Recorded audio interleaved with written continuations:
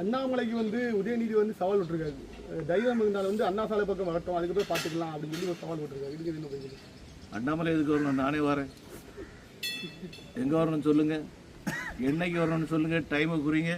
தமிழக முதல்வர் அவர்களே, இது தமிழ்நாடு 8 கோடி மக்களுக்கும் சொந்தமானது. தமிழ்நாடு ஒட்டுமொத்த பகுதிகளும்.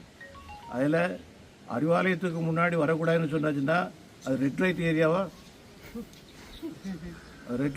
அங்கே வரக்கூடாது நீங்கள் சொல்லுங்கள். உங்களுக்கு என்ன தைரியம் இருக்க முடியும்? கேவலமான ஒன்று. அவர் தன்னுடைய வார்த்தைகளை திரும்ப பெற வேண்டும். ஒரு பக்கத்தில் குழந்தைகள் அப்பான்னு கூப்பிடுதுன்னு சொல்கிறாங்க. சரி, சந்தோஷப்படுவோம், ஒன்றும் தப்பு கிடையாது. ஆனால் எங்கள் பகுதியில் வரக்கூடாதுன்னு சொல்லியாச்சுன்னு சொன்னால் ஜெயலலிதா அம்மாவை இவர்கள் நினைவு கொள்ள வேண்டும்.